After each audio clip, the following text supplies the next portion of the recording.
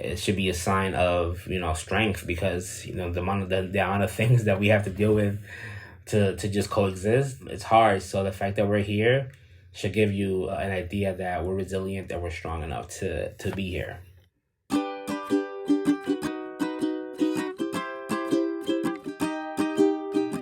I'm Jasper Lior, and this is Gender Euphoria, the podcast where we break down what gender euphoria is and talk about the beautiful, wonderful, incredible parts of trans identity. Today I'm with Herman. Herman is a BIPOC LGBTQ photographer and creator who's focused on bringing a euphoric outtake to the LGBTQ+ community that isn't consumed by our trauma, but by photographing a sense of confidence and joy, celebrating queer bodies, by uplifting and bringing visibility to the art and fashion world. Yes, Herman, thank you for being here. I'm so excited to be here. I like to start by asking people how they identify and what their pronouns are. Well, my name is Herman Vazquez, and I identify as he, him, they, them, she, her, whatever you want to call me. I am yours. I don't take offense to anything, and I respect everybody's pronouns, but I would definitely, you can call me whatever, because I am just this blank canvas. So you can call me he, him, they, them, she, her. Here for it. Okay. What does gender euphoria mean to you? Gender euphoria is something that, I think that for me, I don't have one solid definition. It just comes with just more of like, living your truth, celebrating yourself, your accomplishments, and always, living above, the standard or what they usually, have planned for us. So I would say that would be my definition for that. I love that.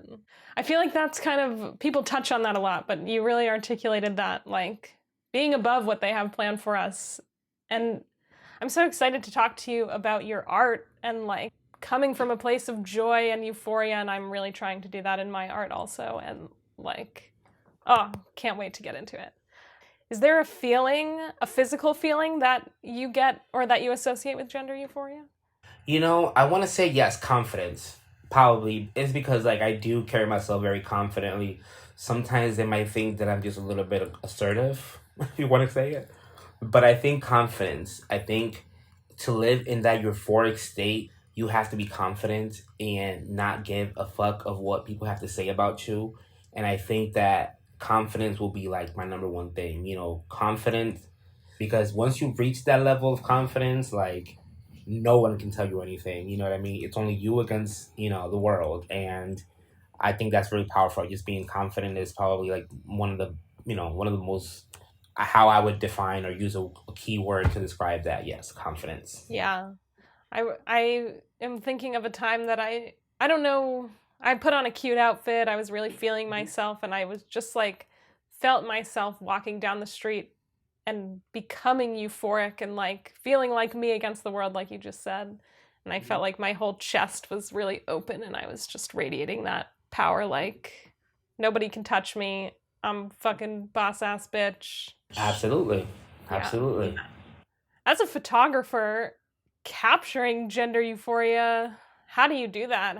What do you see? How do you direct people? Talk about that a little bit.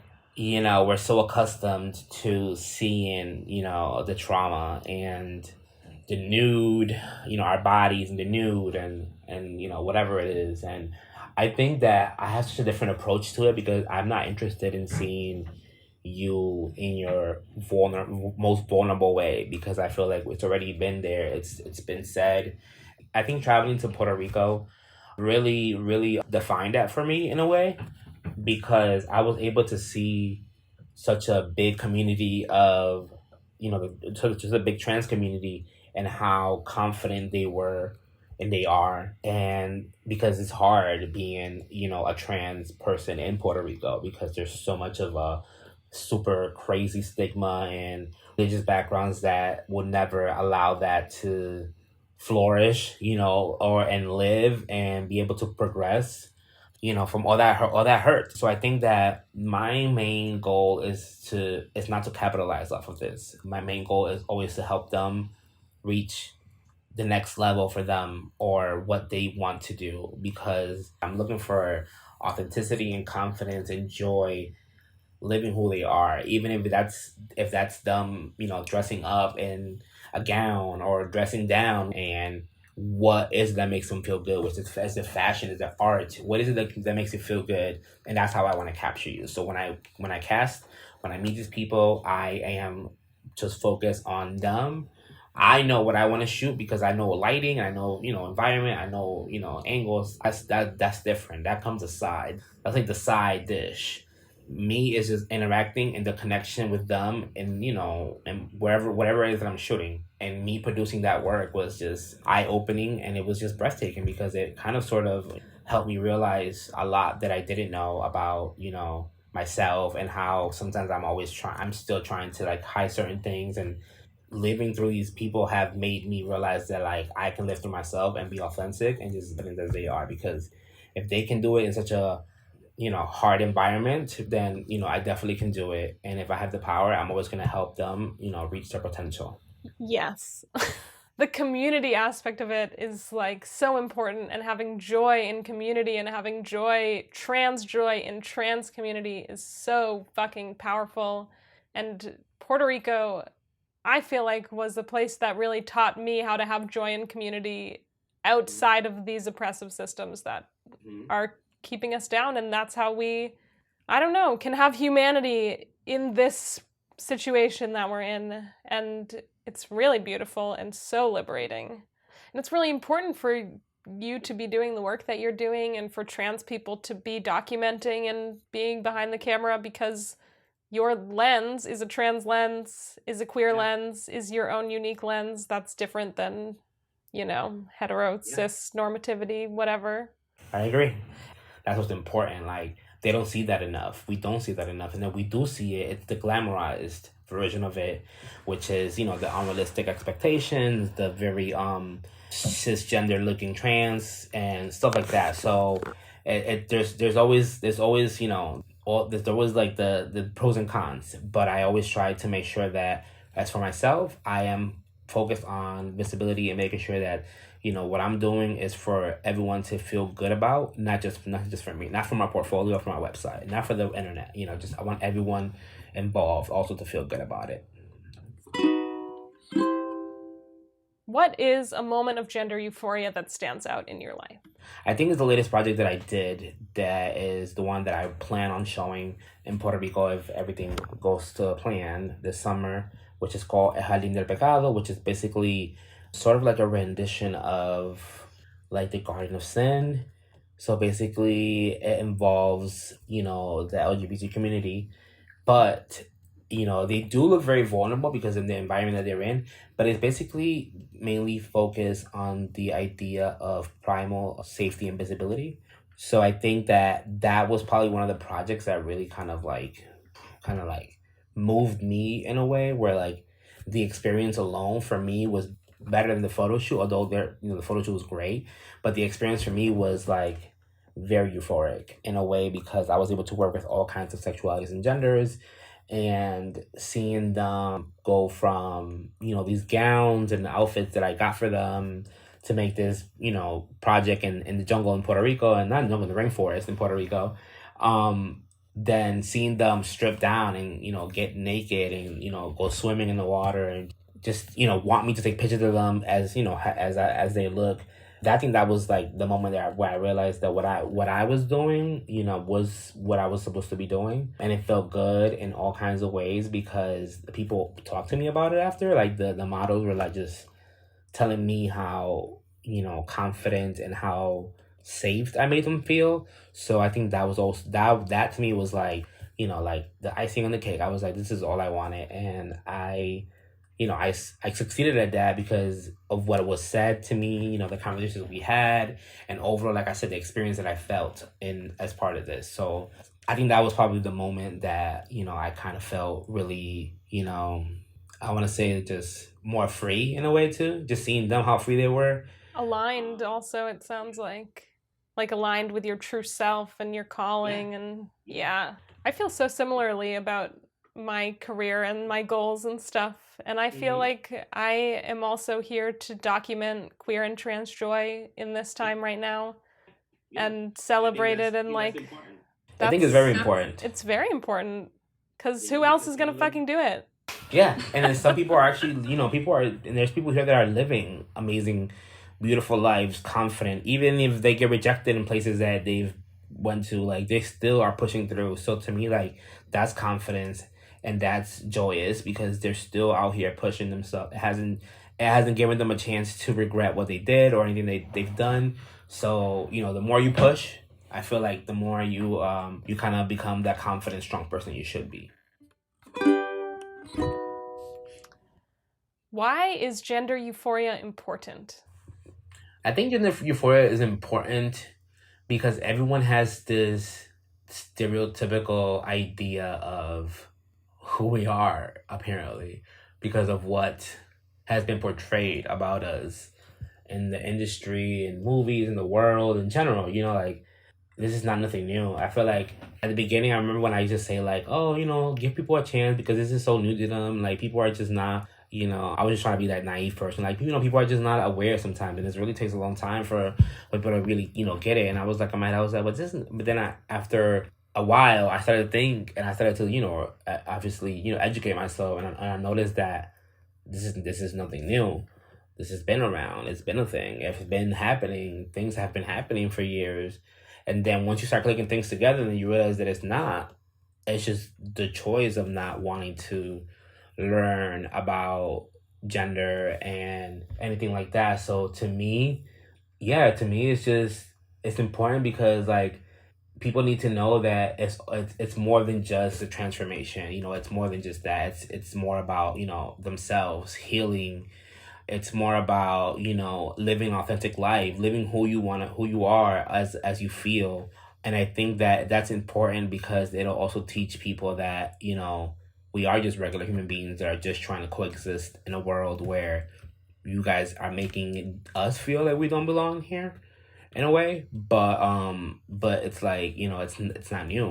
We've been here. It's just that now we have so much more freedom, and we are not taking back anything just because of what people may think about us. So now you're seeing more because of, because there's a movement, there's a confidence movement where people are just confidently living their truth and they want to be known for their truth. So I feel like I value that a lot because I think it's gonna be important for the future, and it's also going to be important for the people that are still living with those, religious structures that kind of, that don't allow us to continue to live as freely as we want to be. So I think in a nutshell, I think it's just important because I think really people really should start thinking more about how we are just human beings trying to coexist and exist in a world that has been, terrible and has been super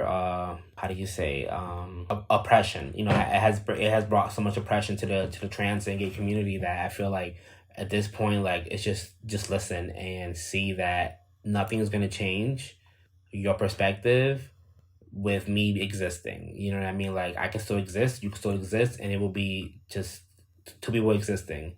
So I think that that's really important for me. Yeah. Also, we can exist and we can be happy about it. Yeah, exactly. Like, we can exist and be happy that we exist because, that's, we're strong individuals. And I feel like people think that, they kind of compare or, assume this type of, like, weakness when it comes to, like, being trans or being gay or being not cis. Like, there's, like, this sign of weakness, and I feel like it's the opposite. It should be a sign of, strength because, the amount of things that we have to deal with to just coexist, it's hard. So the fact that we're here should give you an idea that we're resilient, that we're strong enough to be here. Hell yeah. That was very well stated.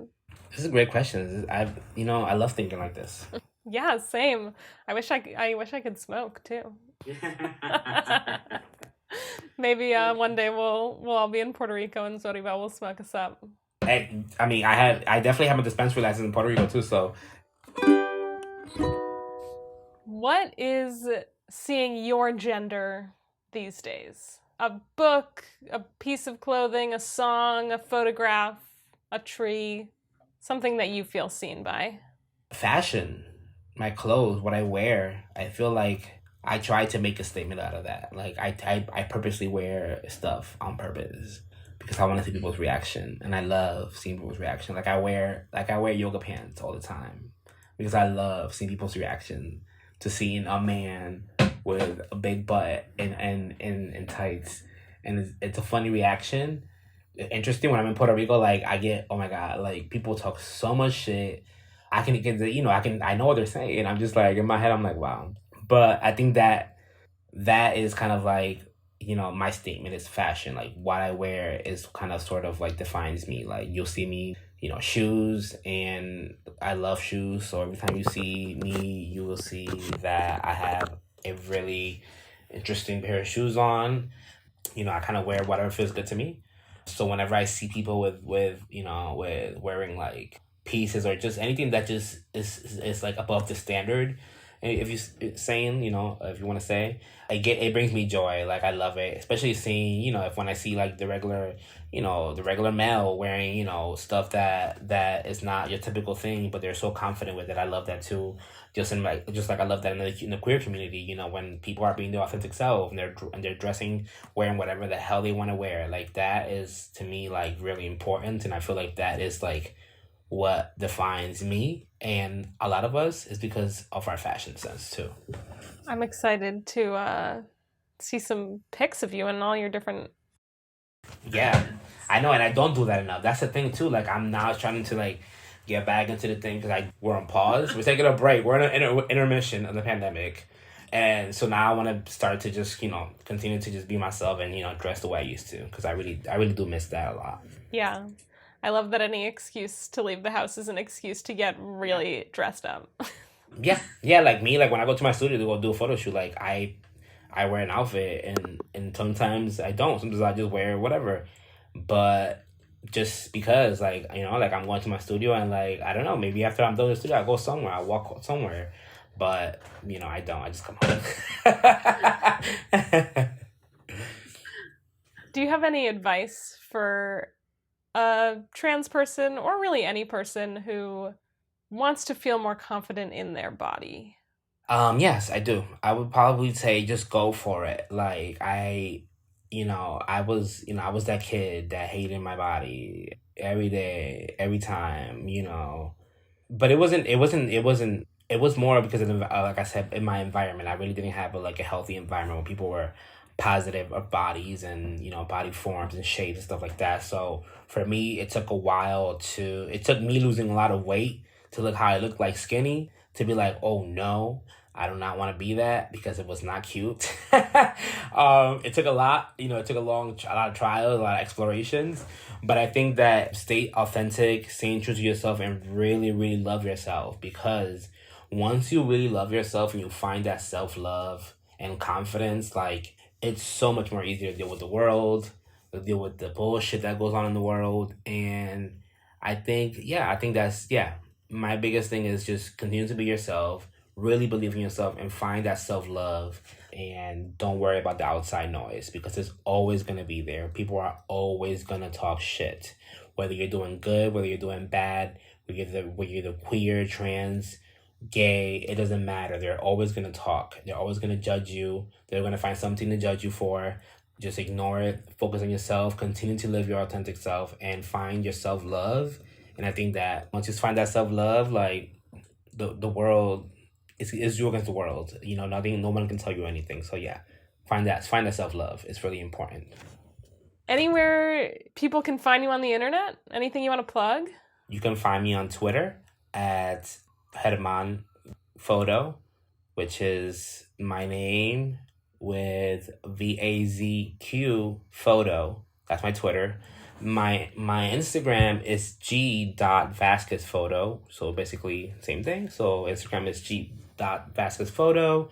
You can find me there. That's where I have all my work. I have a website, which is www.hermanvazquez.com. You can find that as well, which I have all my work in there. And actually, a lot of my work, most of my work is there. All my fine art work, all my projects in Puerto Rico are there. My bio, some self-portraits. So you get to know a lot about me in my website. Well, a little bit about me in my website, which is great. So definitely check me out there. Thanks so much for being here and chatting. Yes. It was great. I feel like I know you my whole life. Thanks for listening. Please rate, review, and follow for more conversations with folks from across the gender galaxy. Show notes and photos to go with each episode are on our Instagram, @Gender Euphoria Pod. If you or someone you know needs to talk to somebody about gender, visit thetrevorproject.org. If you or somebody you know wants to talk to me about gender on this podcast, email info@queervideography.com. Gender Euphoria is produced on Massachusetts, Pawtucket, and Naumkeag land. More information about the Massachusetts tribe can be found at massachusettstribe.org. Gender Euphoria is a queer videography podcast. Produced by Alana Capra and Jack Hallowell. Music by Jasper Lior. Love yourself, listen to your body, and gender boldly.